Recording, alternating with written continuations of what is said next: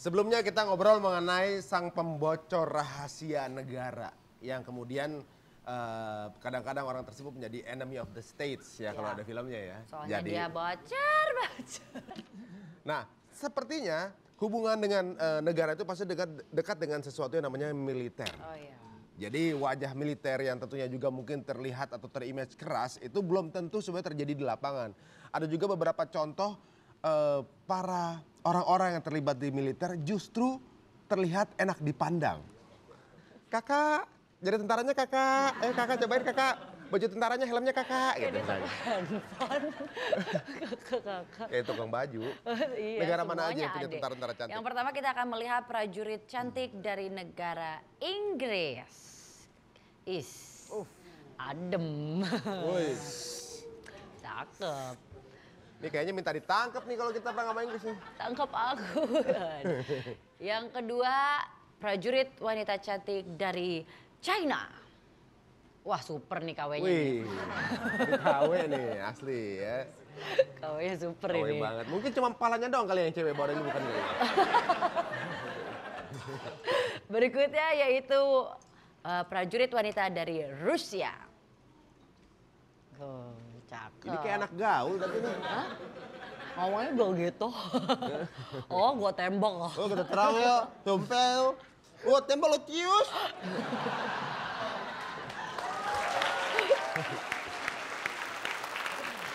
Berikutnya. Untuk prajurit cantik dari Meksiko. Wih. Ini cakep banget, emang yang paling disorot yang cantik. Dan sejajaran sana wanita-wanita cantik semua. Iya. Jadi mungkin buat pendekatan, buat pendekatan ke penjahat perang atau apa, nggak terlalu serem kali, Ri. Benar sekali. Kalau perang sama mereka langsung, ini kebanyakan orang mau nembak, tek dengkulnya kebul lemes. Gak kuat kayaknya deh. Ada lagi? Berikutnya yaitu dari prajurit wanita cantik dari Indonesia. Ini siapa? Ini bukan croppingan kan? Ini kayak keropingan deh. Ini mukanya kayak Hesti. Tapi kenapa kayak hair gue gede banget? Ya, tepuk tangan untuk prajurit cantik dari seluruh Udah mulai doyan aneh-aneh nih gambarnya.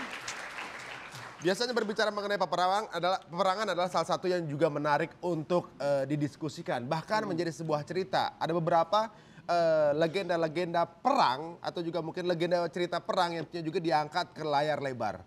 Ini beberapa film yang juga mungkin akan menjadi mengerefresh ingatan kita bahwa film-film ini rupanya bertema perang dan kita tanpa kita sadar film ini menghibur tapi memberi kita pengetahuan. Iya. Apa aja contohnya? Yang pertama itu adalah film Troy. Film ini bercerita tentang kisah cinta antara Paris dan juga Helen.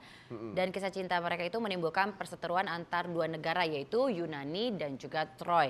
Meskipun banyak kisah-kisah yang diangkat tentang Troy ini berbeda-beda, tapi inti ceritanya sih sama. Yang paling aku ingat sih tentang kuda Troy, gitu kan, masuk ke dalam teknik-tekniknya mereka untuk memenangkan peperangan gitu. Tapi emang itu Troy ini banyak sekali memberikan cerita ya, seperti halnya mungkin nama Troy sendiri menjadi merek sebuah alat kontrasepsi di luar ya. Dan juga mungkin urat yang dipakai membunuh si Achilles itu menjadi sekarang jadi namanya tuh urat Achilles namanya tuh. Tapi bahkan ini sampai buat film versi anak-anaknya juga ada, yaitu filmnya judulnya Troy Story. Itu Toy Story. Berikutnya. Kasih pengetahuannya. Berikutnya yaitu Braveheart.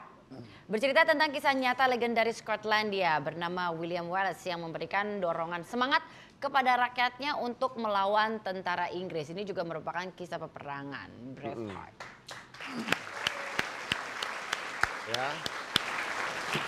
Salah seorang pahlawan dari Skotlandia yang kabarnya waktu terakhir tertangkap dan badannya dipecah-pecah.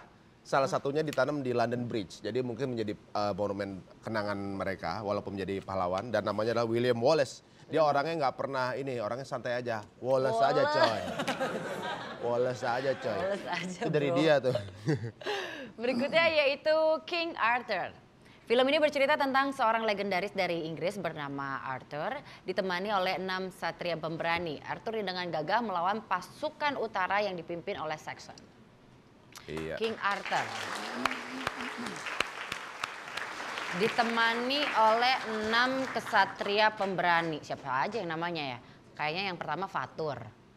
Fatur buat beli jual mobil tuh Fatur. Faktur Oh, itu beda ya? Yang kedua mungkin namanya doyan sama petir.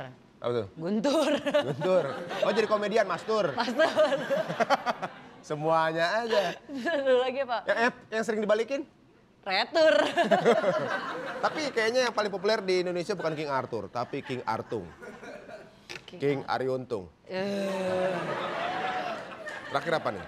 Terakhir yaitu yang salah satu film legendaris juga ya sepanjang masa yaitu 300. Bercerita tentang seorang raja Yunani bernama Leonidas. Ramalan tak mengizinkan Leonidas untuk berperang melawan Persia. Sehingga Leonidas memutuskan bahwa 300 prajurit terbaiknya untuk menahan serangan Persia di Persia. Leonidas takut melawan Persia, padahal Persia itu cara menaklukkannya mudah sekali menurut sejarah ya. Tidak perlu dilawan, tapi cukup dimandiin, dikasih makan yang banyak, mereka akan tumbuh. Oh itu beda ya? Sama kayak miara Anggora lah dikit ya. Saya di rumah punyanya campuran kucingnya ada. Apa tuh? Anggarong. Anggarong.